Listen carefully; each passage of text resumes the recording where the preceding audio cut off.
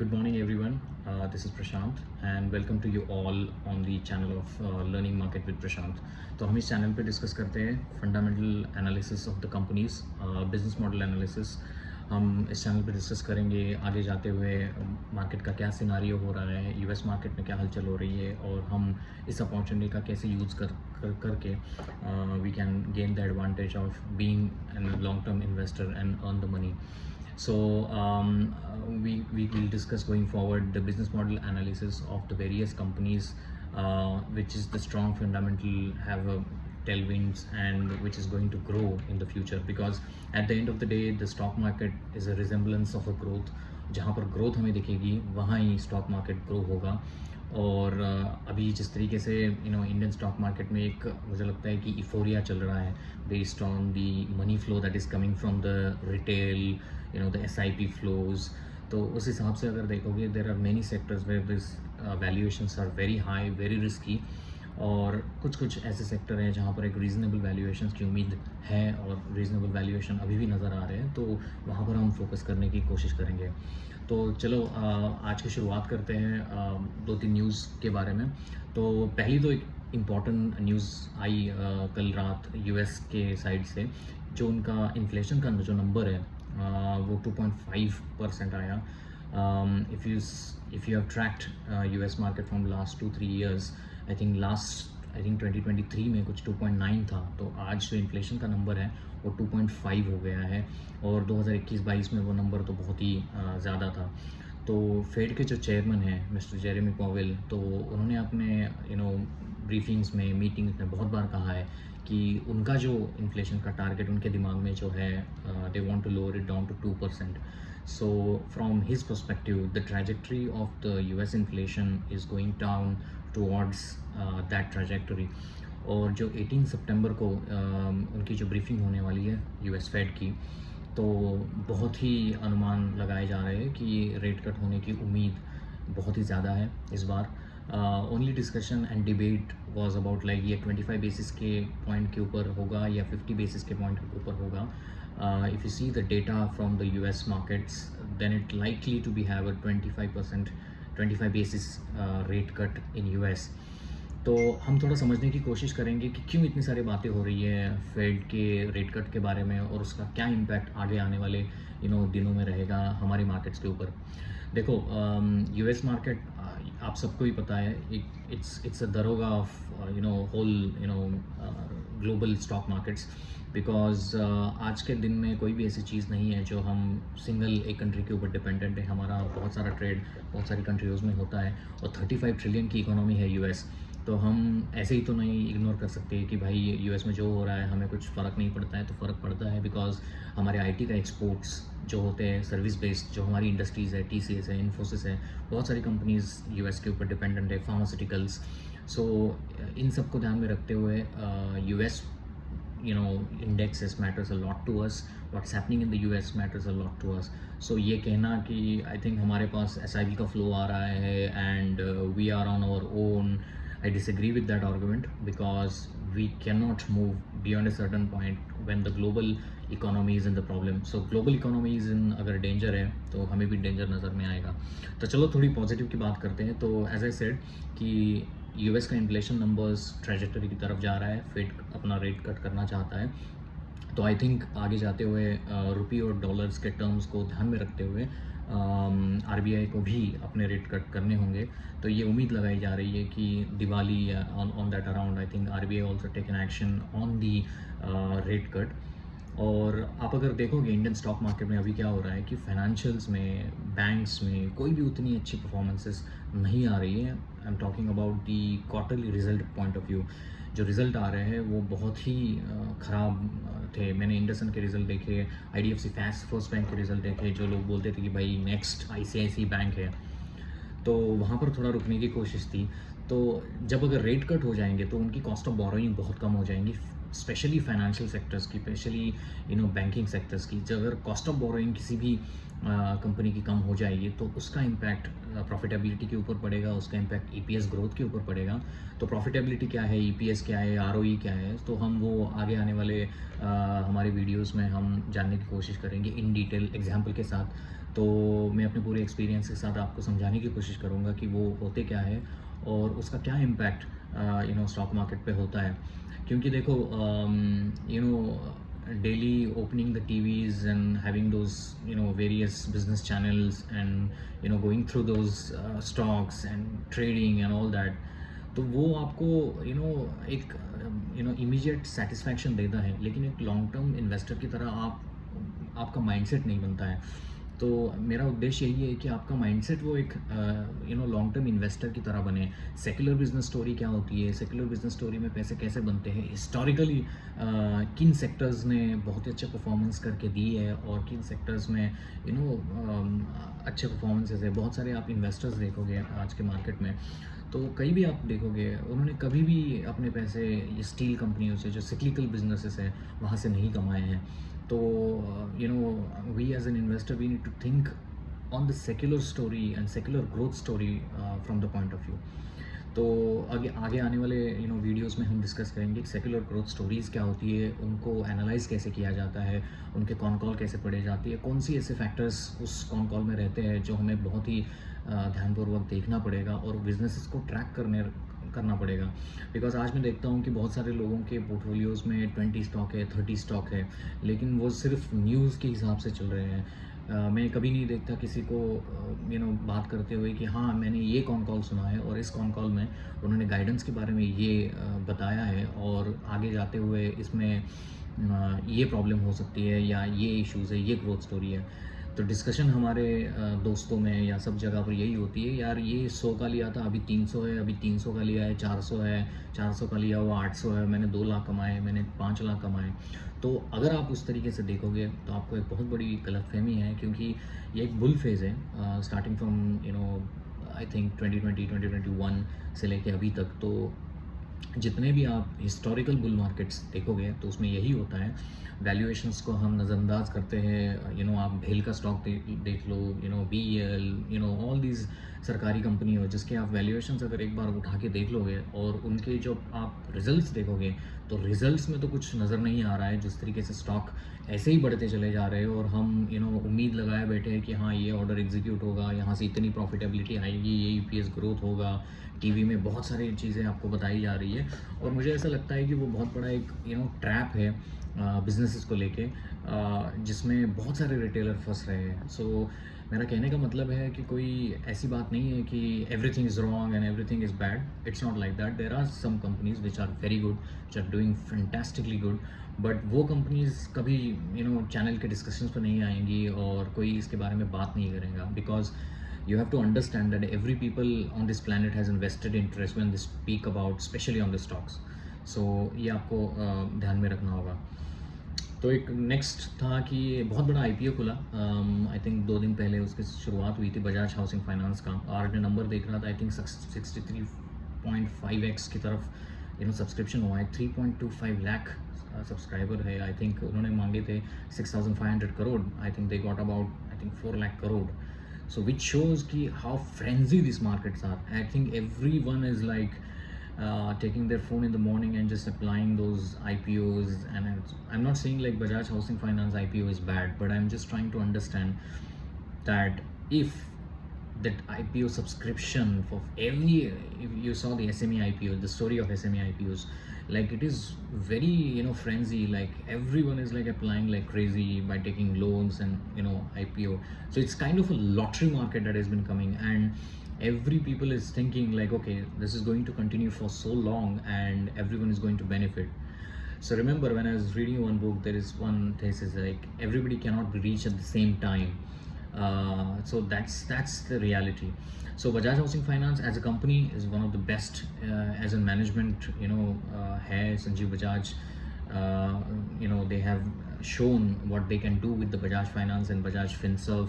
किस तरीके से उन्होंने अपने one of the multibaggers of the decades Bajaj finance. So इसीलिए आई थिंक द एक्सपेक्टेशन भी बहुत ज़्यादा है बजाज हाउसिंग फाइनेंस को।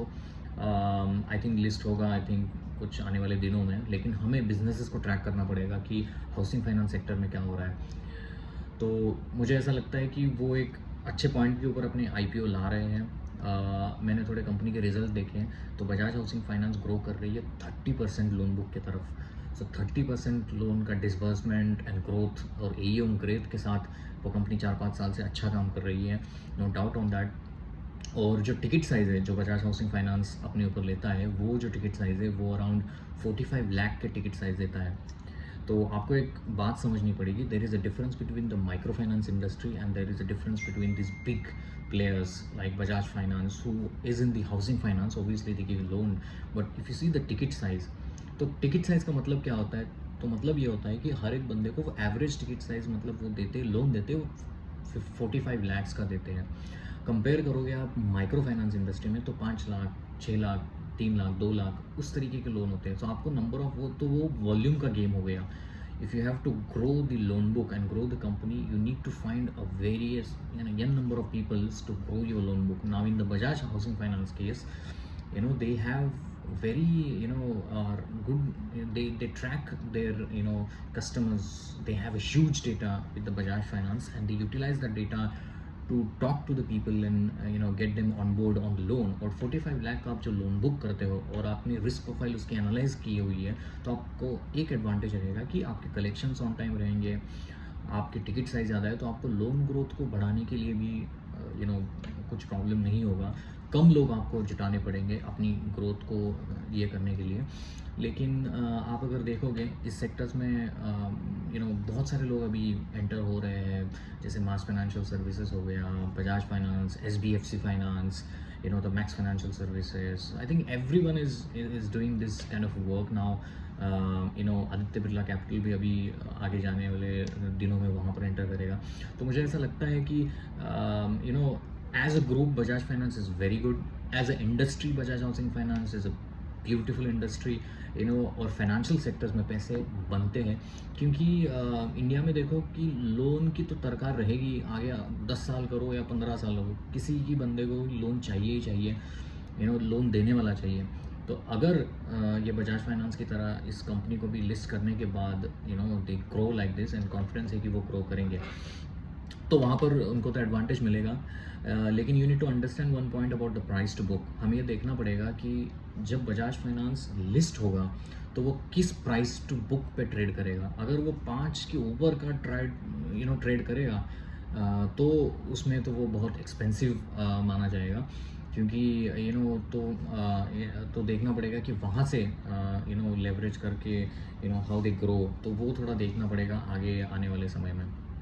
तो ये रहा बजाज हाउसिंग फाइनेंस के ऊपर।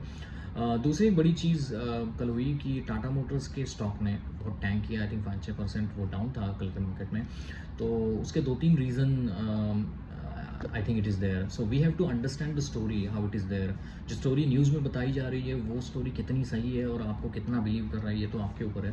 बट आप देखोगे तो टाटा मोटर्स ने पिछले 2-3 साल में जिस तरीके के स्टॉक ने परफॉर्मेंस दी है, लगभग 250 से लेके 1100 1150 के तरफ उसकी ग्रोथ थी, स्टॉक की ग्रोथ में बात कर रहा हूँ। तो वो क्यों हुई है? तो इसमें एक EV का री रेटिंग हुआ था, क्योंकि आपने अगर देखा होगा कि मारुति सुजुकी के कंपैरेटिवली EV का जो गाइडेंस था और EV का जो पुश था, तो टाटा मोटर ने बहुत ही अच्छे तरीके से निभाया है। और आपने देखा होगा कि नेक्सॉन में भी आ गई, अभी उनके बहुत सारे मॉडल्स आ रहे हैं जो EV और हाइब्रिड के ऊपर ही फोकस्ड है। तो वो एक पुश था। दूसरा था कि गवर्नमेंट की तरफ से भी बहुत सारी सब्सिडियोज़ को अनाउंस किया गया था कि हाँ, हम जो भी EV करेगा तो उनको सब्सिडी देंगे, तो वो एक बूस्ट था।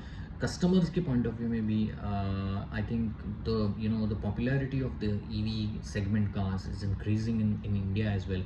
सो वो एक इम्पॉर्टेंट पॉइंट वहाँ पर था।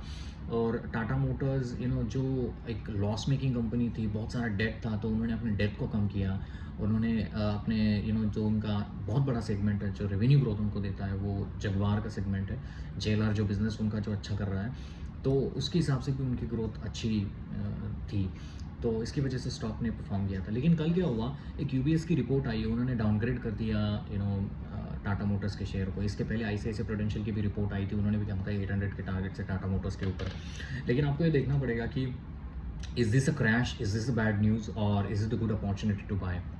तो मेरे हिसाब से अगर जो कोई शॉर्ट टर्म ट्रेडर है, अगर कोई शॉर्ट टर्म इन्वेस्टर है, तो ऑब्वियसली न्यूज़ ख़राब है। मैं इसके 2-3 आंसर बताता हूँ। पहली चीज़ है, आपने लास्ट मंथ के जो ऑटो बिक्री के नंबर थे वो बहुत ही कम थे। YoY बेसिस के, क्वार्टर ऑन क्वार्टर के बेसिस में बहुत ही कमज़ोर नतीजे सबसे टाटा मोटर्स के थे।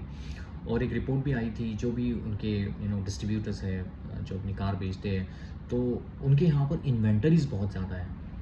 तो इसका मतलब ये हुआ कि अपनी कार जो है वो बिक नहीं रही है, कार कार का सेल नहीं हो रहा है और कार इन्वेंटरी में पड़ी हुई है। उसके बाद टाटा मोटर्स ने ये डिसीजन लिया है कि वो अपने आगे ये जो Q3 में दिवाली आएगी, दशहरा आएगा, जो भी बड़े फेस्टिवल आएंगे, उसमें 1 लाख या 2 लाख के मतलब टिकट साइज़ पे वो लोग अपनी प्राइस को कम कर रहे हैं। तो आप अगर सोचोगे कि टाटा मोटर जैसी कंपनी प्राइस को कट करके, और वो भी एक बहुत बड़े दिवाली जैसे फेस्टिवल ओकेजन के ऊपर प्राइस को कट करके अपनी कार बेच रहे हैं, तो इसका मतलब ये है कि वो लोग अपनी कार को पहले नहीं बेच पा रहे थे उस प्राइस के ऊपर। अभी प्राइस कट होगा तो ऑब्वियसली मार्जिन में रिडक्शन होगा, किसी भी कंपनी में होगा, रिस्पेक्टिव ऑफ टाटा मोटर्स और एनीथिंग, लेकिन प्राइस में रिडक्शन होगा। लेकिन उन्होंने ये जो एडवांटेज दिया है वो अक्टूबर एंड तक दिया है, तो देखना पड़ेगा कि वो किस तरीके से यूटिलाइज़ कर पाते हैं, या उनके वॉल्यूम्स उतने हार्शली इंक्रीज़ हो पाते हैं क्या, ऑटो बिक्री के नंबर अभी कैसे आ रहे हैं इसकी वजह से। लेकिन मार्जिन का रिडक्शन तो होगा। अगर कोई भी मार्जिन का रिडक्शन होगा, वैसे भी ग्रोथ 7-8% की थी, मार्जिन का अगर ग्रोथ होगा तो ईपीएस में उसका इम्पैक्ट दिखेगा, और ईपीएस में इम्पैक्ट दिखेगा तो मतलब profitability and all various segments is going down for a wire. और इसकी वजह से द टाटा मोटर्स थोड़ा न्यूज़ में है। और आज सुबह भी एक न्यूज़ आई है कि जो पीएम ई ड्राइव योजना जो हमारे गवर्नमेंट ने अनाउंस की है, वो एक्चुअली 4 व्हीलर को हटा के की है। तो मतलब 2 व्हीलर को, 3 व्हीलर को हमारी गवर्नमेंट 10,900 करोड़ रुपए एज ए सब्सिडी के तौर पे ईवी मोबिलिटी बिजनेस को बूस्ट कराने के लिए कर रही है। तो उसमें 4 व्हीलर को एक्सक्लूड किया गया है। वो सरप्राइज़ मेरे लिए भी था कि ऐसा क्यों किया है, वो देखना पड़ेगा कि what is the rational thinking behind it by the government to have this kind of decision by their side. और उन्होंने वो किया है, तो इसका इम्पैक्ट भी स्टॉक के ऊपर रहेगा। स्टॉक थोड़ा सा सबड्यूड रहेगा आगे आने वाले समय में।